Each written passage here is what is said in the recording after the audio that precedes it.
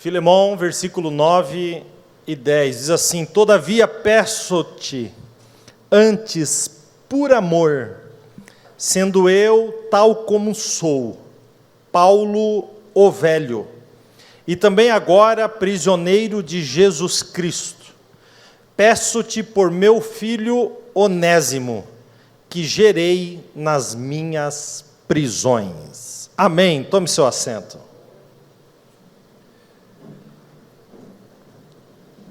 Queridos, essa carta, ela é uma carta que traz, talvez, o suprassumo do Evangelho. Essa carta, ela concentra algo tão maravilhoso e tão especial, que é o amor de Deus. Quando a gente fala do amor de Deus, parece que vivermos o amor de Deus é algo tão distante. Numa realidade onde a gente, numa sociedade onde a gente tem tanta dificuldade para amar, onde a raiva, o ódio, o rancor está tão à flor da pele, onde tudo é estressante, os relacionamentos são estressantes, o trânsito é estressante, o trabalho é estressante, a família é estressante, tudo é tão estressante, e a impressão que temos é que a gente enxerga o amor de Deus como algo tão longe da nossa realidade e tão distante. E quando a gente olha para Paulo e para essa carta, que só tem 25 versículos, portanto, há historiadores que chamam essa carta não de carta, mas de bilhete, uma carta de amor, um bilhete desse amor de Deus que é derramado em nossos corações. Essa carta, apesar de ser tão pequena, ela começa já de forma diferente, porque quando a gente vai ver a apresentação que Paulo faz em todas as suas cartas, a gente vê um Paulo sempre se apresentando numa linha. Ele sempre se apresenta como apóstolo, o chamado por Deus, comissionado por Deus, enfim, separado por Deus. Se você lê as cartas de Paulo, se você lê o primeiro versículo de cada carta, você vai ver esse padrão. Você lê Romanos 1:1, Gálatas 1:1, Efésios 1:1, Colossenses 1:1. Todas essas cartas, elas começam dizendo: apóstolo de Jesus pela vontade de Deus. Paulo, apóstolo de Jesus, separado para o Evangelho. Paulo, apóstolo de Jesus, chamado por Deus. É sempre assim. Mas quando a gente abre esta pequena carta, chamada de bilhete, né?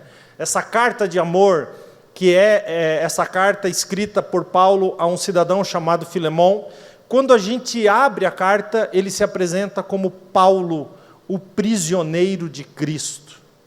E quando a gente desce um pouquinho mais, isso está no versículo 1, no versículo 9, que é o que eu li, ele vai mais longe nessa apresentação e ele acrescenta algo a mais. Ele diz: Paulo, tal como sou, Paulo o velho, prisioneiro de Jesus Cristo.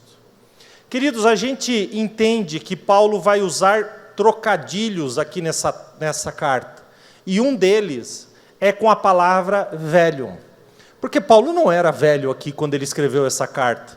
A gente sabe que quando ele escreveu Efésios, Colossenses e Filemão, a gente sabe que Paulo estava preso e tinha mais ou menos aqui em torno de 53 a 55 anos. Então Paulo não estava dizendo: eu sou Paulo velho, eu estou com quase 100 anos, eu tenho 105. Não. Ele não era velho, mas ele se apresenta dessa forma. Por que ele se apresenta dessa forma? Porque Paulo, ele estava falando aqui, fazendo uma menção à maturidade dele, e não necessariamente à sua idade. E quando eu falo maturidade, eu não estou falando de uma maturidade comum, mas de uma maturidade espiritual, uma maturidade em Deus. E Paulo, ele entendia que a nossa maturidade, na cabeça de Paulo era assim: você aceita Jesus, e quando você passa por esse novo nascimento, então você, se é um novo nascimento, você é um bebê na fé. Mas à medida que você começa a sua carreira cristã, depois da conversão, essa maturidade ela é gradativa.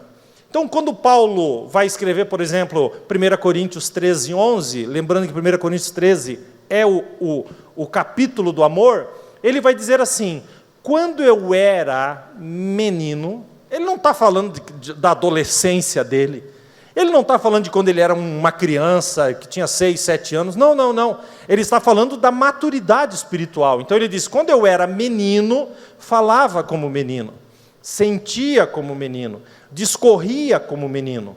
Mas agora que cheguei a ser homem, eu acabei com as coisas de menino. Paulo está nos ensinando, gente, que a maturidade cristã, a partir da conversão, ele é um caminho sem volta, porque olha o que ele diz: eu era menino, agora sou homem, e deixei as coisas de menino. Ele está dizendo, a minha imaturidade ficou lá atrás, porque agora sou homem. Mas aqui, nessa carta, ele diz, Paulo, o velho. Então, se a gente pega e entra dentro da mente de Paulo, e nós mergulhamos no assunto da maturidade cristã, para Paulo era assim: eu era um bebê espiritual quando me converti, menino, homem, velho. Ele não se refere a essas etapas mencionando a sua idade, mas sim a sua maturidade. Então, quando Paulo vai escrever Filemão, e ele diz Paulo, o velho, ele está dizendo, ô Filemão, é o seguinte, eu estou no ápice da minha maturidade. E o que é mais maravilhoso é que quando ele alcança o topo da maturidade, para Paulo, o amor era mais importante do que qualquer outra coisa. Enquanto Paulo estava na sua carreira cristã, muitas vezes Paulo discutiu e brigou por tantas coisas, mas agora que ele alcançou essa maturidade em Deus, ele entendeu que o amor era mais importante. Então, quando ele vai escrever Coríntios 13, 11, 1 Coríntios 13, 11, que ele fala do menino e do homem, quando chega no versículo 13, ele diz, agora, pois, permanecem a fé, a esperança e o amor. E ele termina e diz, mas o maior deles é o amor. Por que que o amor é maior que a fé e a esperança? Então quer dizer que o amor, ele tem um peso maior que a fé e a esperança? Queridos, a questão não é o peso de uma palavra para outra. A questão é a durabilidade, a longevidade da palavra. Porque a fé e a esperança não tem no céu. Porque, queridos, eu preciso de fé para chegar ao céu. Sim ou não? Sim, se eu cheguei lá, não preciso mais dela. A esperança não tem no céu, porque agora qual que é a esperança do crente? Ver o Senhor face a face. Mas no céu, nós o veremos face a face. Então, a fé e a esperança e o amor são 3 palavras para que o cristão viva aqui. Mas na glória eterna, não precisará mais da fé e da esperança. Mas o amor permanecerá para todo sempre. Vocês estão entendendo isso ou não? Então, o amor é a atitude cristã que refletirá na eternidade para todo sempre. E é exatamente por isso que nós amamos pouco. É exatamente por isso que a nossa sociedade é uma sociedade de amores falsos, fracos, enfraquecidos. Lembrando que amor não é um sentimento, pela palavra de Deus não. Amor é uma atitude, porque se Deus manda eu amar os meus inimigos, eu não amo o meu inimigo com sentimento, eu amo decidindo amar. Então o amor está muito mais no âmbito da decisão do que no âmbito do sentimento. Nós decidimos amar. Logo, eu preciso lhes informar que o diabo mais vai trabalhar na sua vida é o esfriamento do amor. A palavra de Deus nos diz que nos últimos dias muitos esfriarão no amor, e o amor de muitos apagará. O diabo sabe que um cristão que não consegue desenvolver e disciplinar um amor, é um cristão que não faz nem cosquinha nele. Porque o amor é a palavra máxima, é a expressão máxima de Deus. Porque Deus é amor. Essa é a expressão máxima de Deus. Por isso, Ele nos esfria. E aí entra a nossa decisão. Olha o que diz 1 João 4,8. Aquele que não ama, não conhece a Deus, porque Deus é amor. A gente tem que entender que Deus nos atrai a Ele pelo amor. Quando a gente lê Oséias, capítulo 11, versículo 4, é Deus falando nesse versículo, e o Senhor diz assim: eu os atraí com laços de amor. Então, quando Paulo diz que Paulo é o prisioneiro de Cristo, gente, Paulo não está se referindo à sua prisão humana, porque nesse momento ele estava preso em Roma. Ele escreveu essa carta de dentro de uma prisão. Mas observe que mesmo dentro de uma prisão, Paulo está inundado de amor. Ele escreve essa carta de dentro de uma prisão. O que significa dizer que quando ele diz que é prisioneiro de Cristo, ele está dizendo: eu estou algemado por esses laços de amor. Em outras palavras, Paulo estava dizendo o seguinte: eu estou preso, mas meu coração é livre. E quantos de nós somos livres com o coração preso e aprisionado por sentimentos de rancor, de ódio, de amargura, com sentimentos de vingança, ou seja, livres no sentido humano, mas presos no seu coração e na sua alma? Paulo não. Paulo estava preso numa cela de Roma por causa do Evangelho, mas o seu coração estava tão livre que ele pega pena e papel e escreve a carta do amor, uma carta a Filemon, o amor ágape, o amor puro, o amor cristão, o amor que vem de Deus. Quando a gente lê essa pequenina carta, a gente descobre coisas maravilhosas. Só para vocês terem uma ideia, Martinho Lutero, quando foi falar dessa carta, ele escreveu: Filemon expressa de maneira sublime o caráter do amor do cristão. Aonde o cristão pode chegar quando o assunto é amor? Quando Calvino foi falar sobre isso, ele diz: nenhuma outra carta descreve com cores tão vivas a doçura do caráter de Paulo. Essa carta, gente, a essa altura do campeonato, quando ele diz Paulo o velho, a essa altura, ele é muito mais paternal do que pastoral.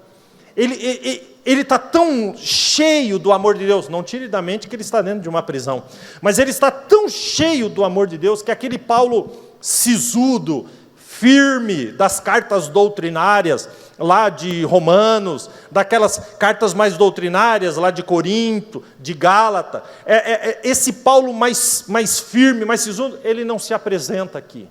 Aqui se apresenta um pai, um Paulo pai, um Paulo que amava, alguém com um amor de Deus tão inexplicável e tão profundo. Quem, pastor, que Paulo amava tanto e que decidiu interceder? Paulo amava Onésimo. Gente, essa carta só tem 3 personagens: Paulo, Filemon, que é o nome da carta para quem ele escreveu, e o assunto de Paulo com Filemon é Onésimo. Onésimo é um escravo fugitivo. Onésimo era escravo de Filemon. E por isso Paulo escreve a Filemon. A gente tem que ter em mente que quando essa carta foi escrita, o império era o Império Romano. Existiam milhões de escravos. Essa era a prática do trabalho. Era assim que funcionava. Os escravos moravam com os seus senhores e ali serviam os seus senhores a vida toda, pela alimentação, e, enfim, pela comida, pelo pouso. Era assim. Metade do Império Romano era feito só de escravos.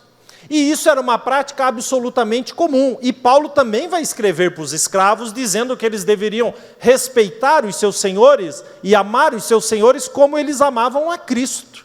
Paulo vai estabelecer uma conexão de respeito e de profundo amor entre essas classes. Mas esse Onésimo específico, ele fez o que era mal para Filemão. E Filemão era o cidadão crente, cristão, um cristão legítimo e que tinha condições financeiras, porque só tinha escravo quem tinha condição financeira. Era um cristão abastado. Mas ele era um crente tão bom, esse Filemão, que ele vivia na cidade de Colossos. E a igreja, e a palavra de Deus vai nos mostrar que a igreja dos colossenses era na casa de Filemão. Se você abrir a sua Bíblia, no Novo Testamento, você vai achar aí a carta do apóstolo Paulo aos Colossenses.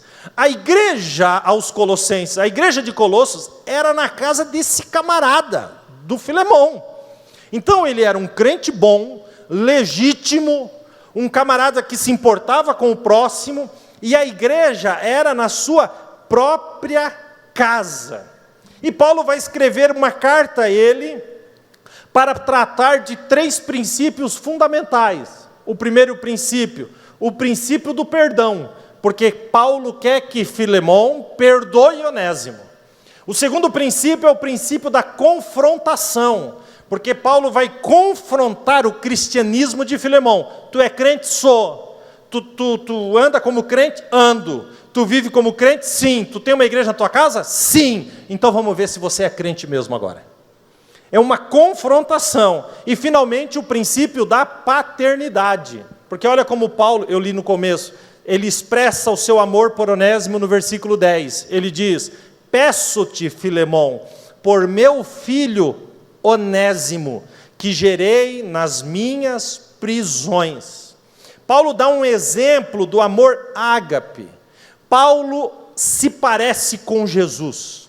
Ele não escreveu 1 Coríntios 11:1 à toa, quando ele diz: sede meus imitadores, como eu sou de Cristo. Paulo aqui agora está se colocando como advogado de Onésimo, intercedendo por Onésimo para Filemão. E é por isso que Paulo se parece, porque Jesus, entre outras características, Jesus é o nosso advogado. E Paulo está se parecendo com ele.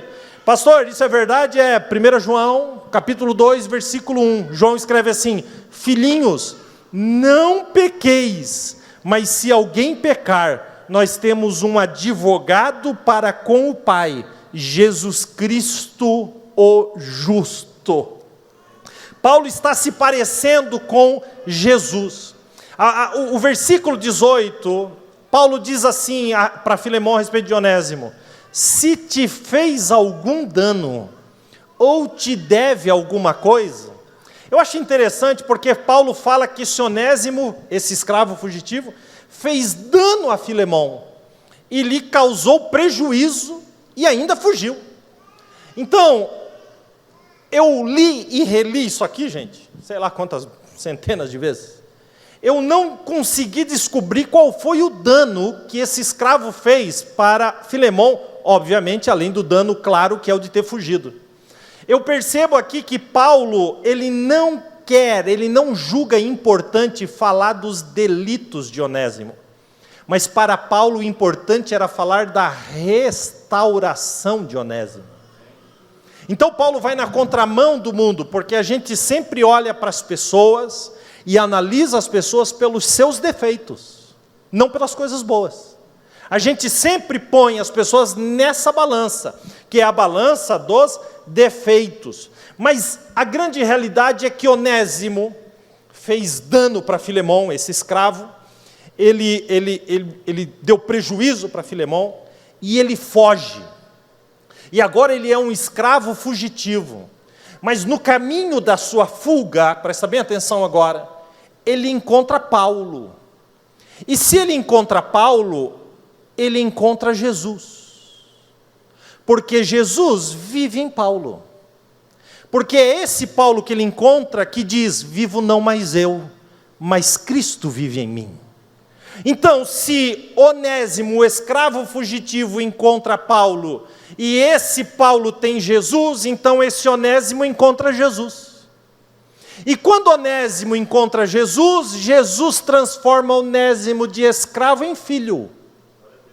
Porque Jesus tem essa especialidade, transformar escravos em filhos. Eu sou a prova disso.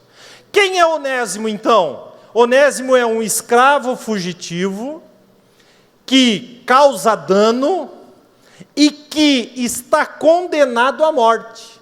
Porque no Império Romano, todo escravo que fugia era automaticamente condenado à morte. Se fosse encontrado, seria morto, para dar o exemplo para os outros escravos de que ninguém fugia. Então, nós temos um camarada condenado à morte, nós temos um camarada fugitivo, e nós temos um camarada que deve, e a sua dívida é impagável. Essa é a situação de Onésimo. Mas Onésimo encontra Paulo e encontra Jesus. E Jesus é especialista em pagar débitos. Porque exatamente o que acontece com Onésimo aconteceu também com a nossa vida. Porque nós éramos escravos do pecado, fugitivos e errantes, condenados à morte eterna. Mas encontramos Jesus. E Jesus anulou a sentença, nos fez seus filhos e mais, herdeiros com Ele na glória. Então Paulo, ele está retratando exatamente isso, essa capacidade que Jesus tem de transformar o escravo em filho. Vou provar isso, Gálatas 4:7. Assim, você não é mais escravo, mas filho.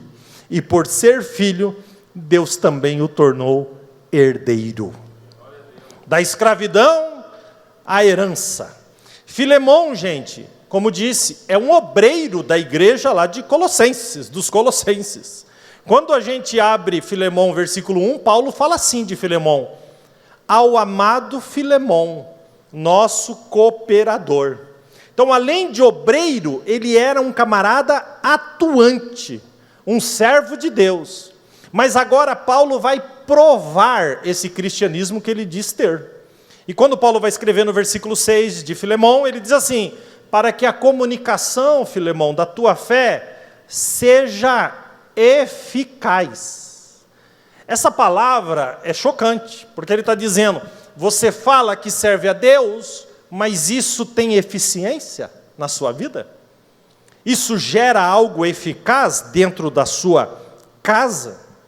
Filemão era um homem crente. Quando ele vai escrever o versículo 7, Paulo para ele diz assim: Filemão, eu sei que você tem reanimado o coração dos santos. Então Filemão era crente, Filemão tinha uma igreja na casa dele, Filemão era um cara que tinha uma palavra de ânimo para os irmãos, num tempo de perseguição, Filemão era um cara comprometido com Deus, mas agora seria a prova real.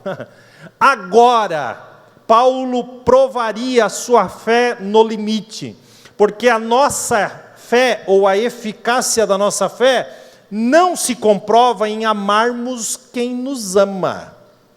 A eficácia da nossa fé é comprovada quando amamos quem já nos fez mal. É quando perdoamos aquele que uma vez nos magoou, nos entristeceu. É aí que a eficácia da fé, ela se mostra. Filemão manda uma carta por Onésimo. Isso eu acho fantástico. Paulo quer mandar uma carta para Filemão para interceder por Onésimo. Aí sabe o que Paulo faz? Escreve a carta e manda pelo Onésimo. Aí um dia, o Filemão está lá dentro da casa dele, crente, ouvindo Cassiane no YouTube. 1000 graus de puro fogo e unção. Ele está lá, ele está animado, crente mesmo, só ouve música gospel. Está lá, animado. De repente, um dos seus escravos chega e diz: Filemão, tem um escravo aí para o lado de fora batendo na porta. Filemão diz: não é meu escravo, porque os meus escravos estão para o lado de dentro. E aí ele diz: olha, quem está aí é Onésimo, o fugitivo. Para pensar nisso. Filemão toma um choque, dá o pause no YouTube na hora. Agora ele não sabe se é 1000 graus de raiva e ódio. Porque o camarada que é fugitivo, um condenado à morte, que lhe fez dano, está na porta. Vai pensando comigo. Quando ele abre a porta, antes de Onésimo entrar, entra a carta. Porque entre Filemão e Onésimo tem a carta do amor. Entre você e a condenação eterna tem a palavra de Deus, que te livra de todos os pecados. Uma palavra de amor. Quem está entendendo isso, diga amém. Quando Paulo pega a carta e abre, Paulo não é bobo nem nada. Paulo que escreveu a carta com a própria letra. Porque a gente sabe que Paulo tinha um problema de vista, de visão. Paulo era um homem quase cego, gente, a essa altura. Paulo ditava as cartas e alguém escrevia. A carta aos Romanos, por exemplo, foi ditada por Paulo, mas quem escreveu foi um camarada chamado Tércio, que escreve lá no final da carta aos Romanos. Eu, Tércio, que essa carta vos escrevi. E quando ele fala eu vos escrevi, ele está falando eu que escrevi, mas quem ditou foi Paulo. Porque Paulo tinha um problema seríssimo na visão. Quando a gente lê a carta aos Gálatas, Paulo diz assim, para a igreja de Gálatas, ele diz, eu sei que se fosse possível, vocês arrancariam seus olhos e me dariam. Por que Paulo fala isso? Porque Paulo está falando desse problema, dessa deficiência que ele tinha nas vistas. Mas aqui Paulo sabia que quem tinha que escrever esses 25 versículos era ele. Por quê? Porque quando Filemão abriu a carta, Filemão com certeza abriu desconfiado. Esse escravo pode ter pedido para qualquer um escrever, mas quando ele abre, ele reconhece, gente do céu, essa letra é de Paulo. Essa carta é legítima. Essa carta que está na mão desse escravo é legítima. Ele, antes de falar com Onésimo, ele vai ler a carta. E na carta, Paulo destila uma autoridade do céu. E a autoridade do céu é diferente da autoridade da terra. Olha o que ele vai dizer no versículo 8. Paulo diz assim, Filemão, ainda que eu tenha em Cristo grande autoridade para te mandar fazer o que convém, todavia te peço com amor. Paulo está dizendo, eu tenho autoridade para bater na mesa e mandar você baixar a bola e aceitar Onésimo, mas eu prefiro te pedir em amor, porque a autoridade espiritual não é o poder de mandar, mas a capacidade de pedir em amor.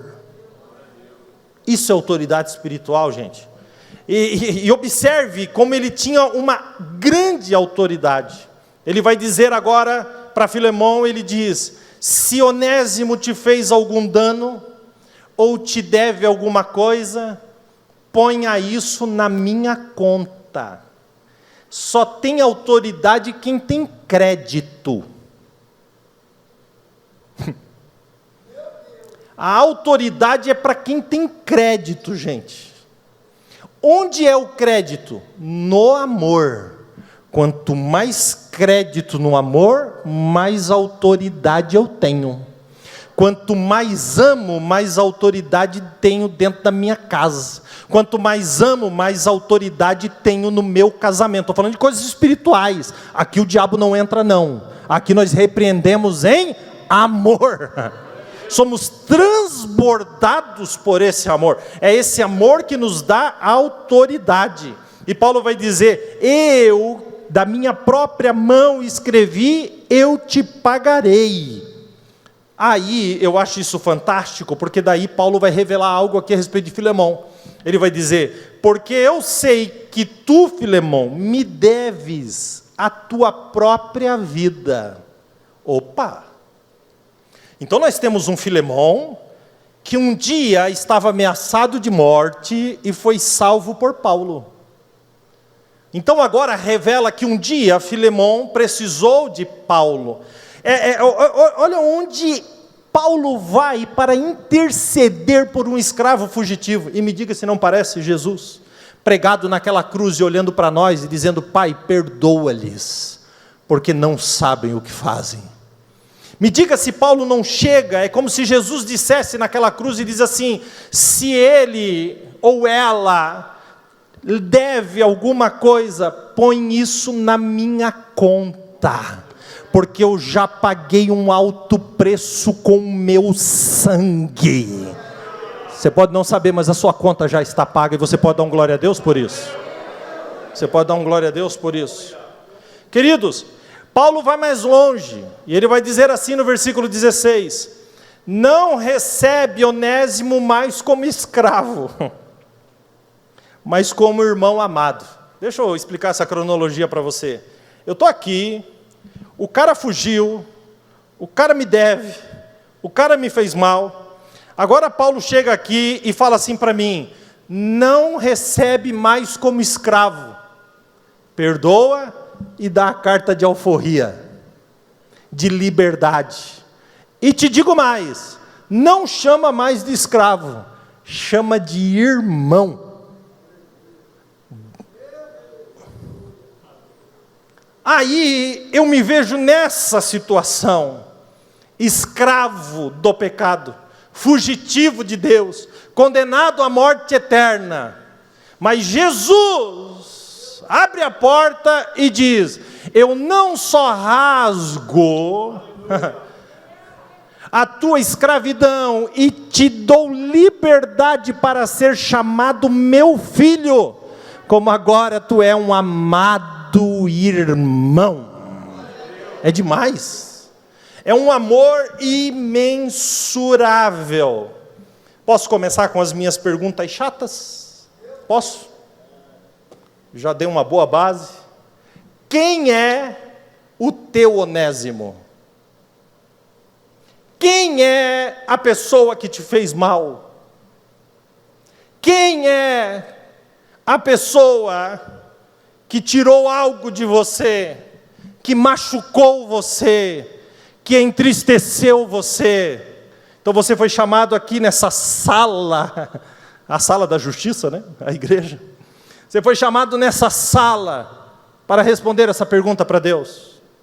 Porque você precisa entender que Paulo está dizendo para Filemon: eu tenho crédito contigo, por isso você pode perdoar Onésimo. Jesus está dizendo: eu tenho crédito contigo, porque eu te amei primeiro, por isso você também pode perdoar.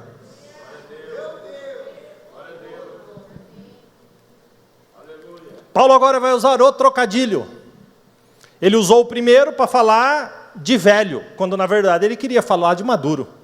Ele usou o segundo para falar que era prisioneiro de Cristo, quando na verdade ele queria falar dessas cordas de amor.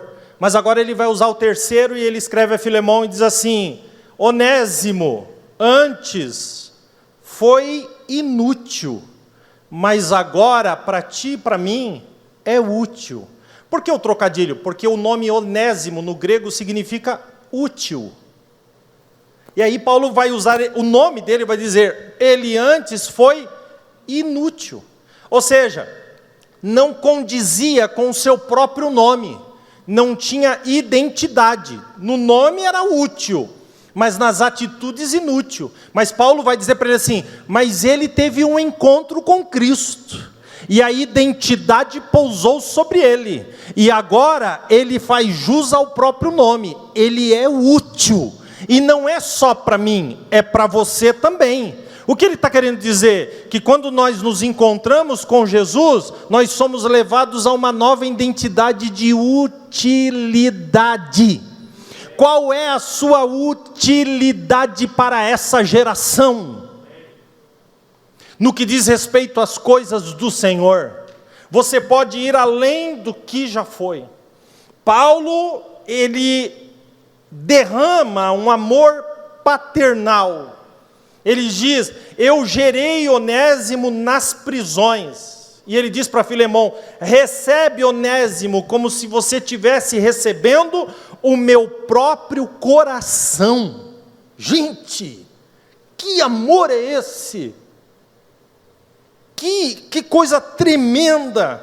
Ele diz, faça com ele o que você faria comigo. Se a intensidade do amor de Paulo é tão grande, imaginem a intensidade do amor do Senhor. Olha o que Paulo vai fazer, porque o amor de Deus não é algo forçado não, gente. Paulo vai escrever e diz assim, eu bem queria conservar aqui comigo Onésimo, mas eu preferi mandá-lo a ti, para que eu não ficasse com ele sem saber o teu parecer, para que o benefício que você vai fazer não seja por força, mas voluntariamente. O voluntariado não é por força, tem que ser com um coração aberto.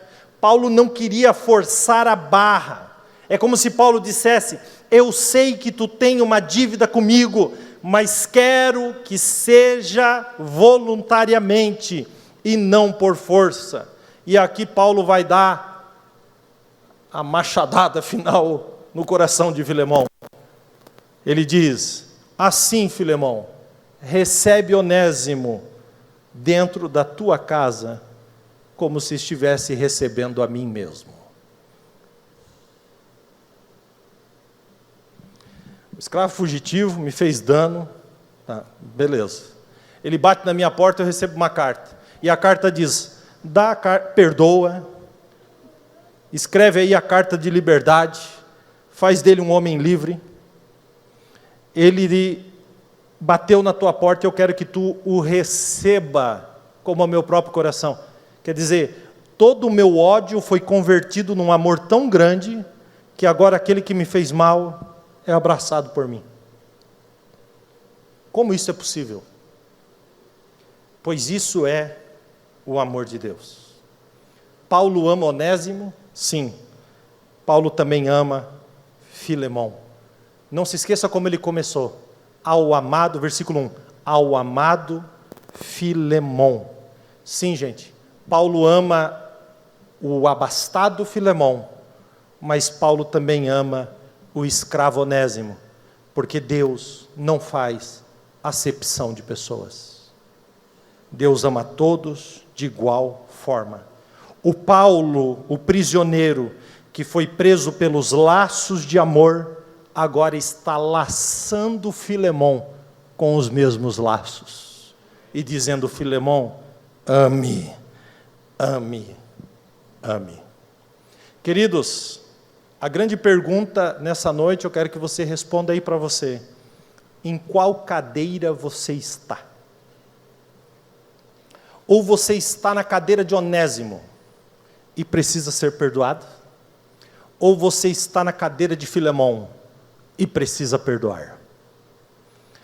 O assunto mais melindroso da vida pastoral, no que diz respeito a compartilhar a palavra de Deus, é o assunto do perdão, porque nós somos por natureza irreconciliáveis, e só Deus e o seu amor pode pegar uma pessoa dessa e torná-la reconciliável, amorosa e perdoadora.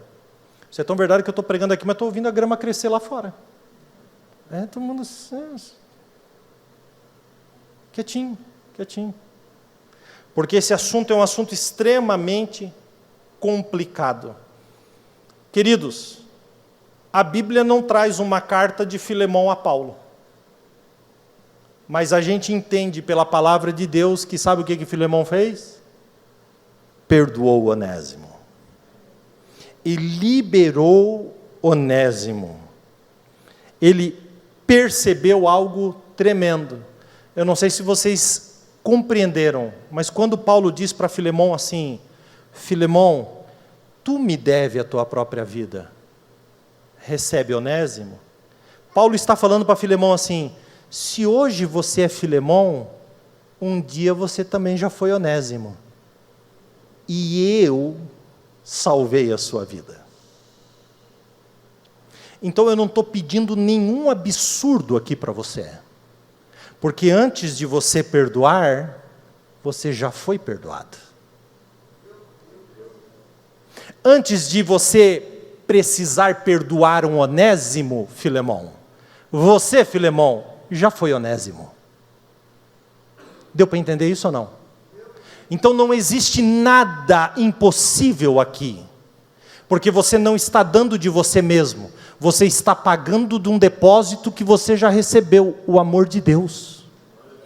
E quando a gente trava o que a gente recebeu de Deus, a gente amarga, a gente vive uma vida de amargura, porque nós não fomos feitos para ser receptores do amor de Deus, nós fomos feitos para ser transmissores do amor de Deus. Deus não nos chamou para ser antena, Deus nos chamou para ir além. Quem está entendendo isso, diga amém. Filemão perdoou Onésimo. E aí Paulo, mais para frente, vai escrever uma carta aos Colossenses, na carta de Filemão, e vai dizer que Onésimo está com ele. Ou seja, Filemão perdoou Onésimo, dá liberdade para Onésimo, recebe ele em casa e diz: filho, agora que você está livre, vai frutificar, volta lá para ajudar Paulo. E quando Paulo vai escrever de Onésimo, ele escreve assim, em Colossenses 4:9, eu estou junto com Onésimo, amado e fiel irmão. Agora Paulo não diz, eu estou junto com Onésimo, o escravo fugitivo, porque ele não era mais escravo. Deus não te vê pelo passado, mas Deus te vê pelo presente e pelo futuro que Ele tem para a sua vida. Ele diz, o amado e fiel irmão. Sabe qual foram as últimas notícias de Onésimo na história? E eu estou quase terminando. Inácio de Antioquia escreveu a respeito de Onésimo o seguinte: Onésimo, o que antes tinha sido um escravo fugitivo, se tornou pastor da igreja em Éfeso. Que? Sim. Quando liberamos para frutificar. Sabe quem foram os 3 primeiros pastores de Éfeso? O primeiro, o apóstolo João, aquele que reclinava a sua cabeça sobre o peito de Jesus. O segundo pastor da igreja de Éfeso foi Policarpo, que aos 93 anos foi levado para uma praça pública, amarrado num tronco e chicoteado até morrer. Todos os seus órgãos saíram pelas costas. Assim morreu Policarpo, que era o segundo pastor de Éfeso.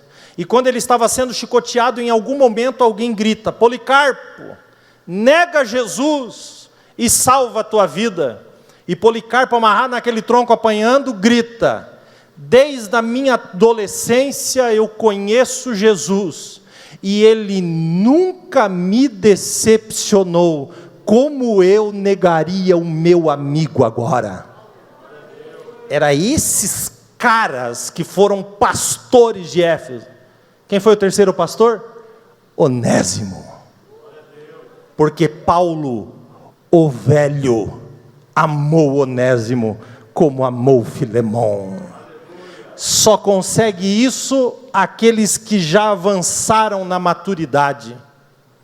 Então, essa noite é um chamado a sair das mamadeiras espirituais e comer um alimento sólido do que é ser cristão de verdade, numa geração que precisa de gente que seja madura. É um chamado. Querido, não sei qual é a sua situação. Não sei se você é Onésimo aqui, ou se você é Filemão. Se você for Onésimo, eu vou lhe dar um conselho: para de fugir, porque aquele que te ama tem a sua liberdade na mão. Para de fugir e se encontre com esse Jesus, e a sua vida, assim como foi a de Onésimo, mudará completamente, porque Deus não abre mão do abastado Filemão, mas não abre mão de um escravo fugitivo, porque Deus ama a todos de igual forma. Que você possa realmente sentir o peso do amor dessa carta, não importa a sua posição, libere Onésimo, porque Deus também ama o Onésimo. Pastor, eu não estou preparado para ouvir isso não. Então vai sem estar preparado mesmo. Deus também ama o Onésimo. Deus quer transformar o teu Onésimo também. Você não é exclusividade. Deus ama a todos. E Deus quer salvar todos os pecadores, até os pecadores que te fizeram mal. Porque Deus é amor. Oh, que coisa preciosa. Deus é amor. Mas, se o seu caso é Filemão aqui, nunca se esqueça que você também era escravo. E que Jesus te perdoou primeiro. Logo, eu não estou pedindo para você compartilhar um pedaço da sua carne, mas estou pedindo para você compartilhar um tesouro imensurável que já foi depositado em você. Eu vou terminar, eu quero que você fique de pé. Eu vou terminar, eu quero que coloque lá para mim, por favor, Caio. Versículo 24, para a gente terminar.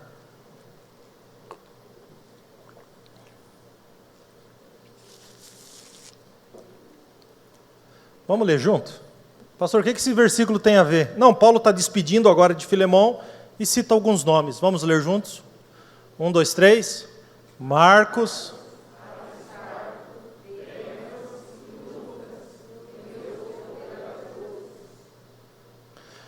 O que mais me surpreende em Paulo é que ele vive o que prega. Paulo não vai terminar a carta dizendo assim: ah, Filemão, deixa eu te contar, lá na igreja de Éfeso, a gente comprou um terreno bem bacana. Paulo não vai dizer assim: ó, lá na igreja de Tessalonicenses, nós compramos cadeiras para a igreja. Paulo não vai escrever para ele, vai dizer assim: ó, nós adquirimos agora a carreta Cristo Vive, nós vamos pregar o evangelho na Ásia, com essa carreta. Paulo cita pessoas.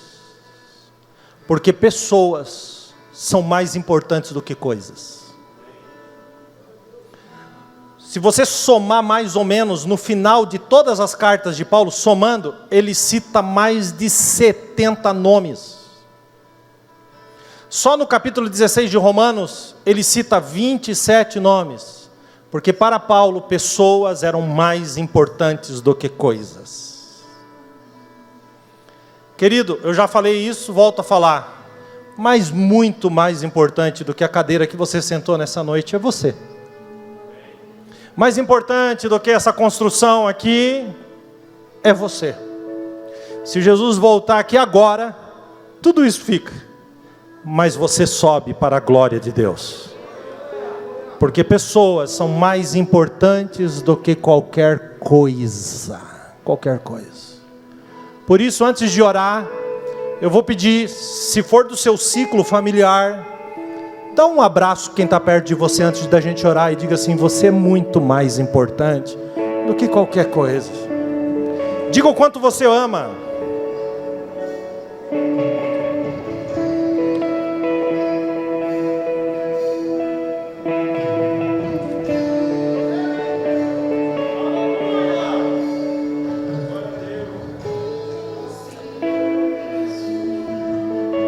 Mais importante do que os teus negócios é a tua família.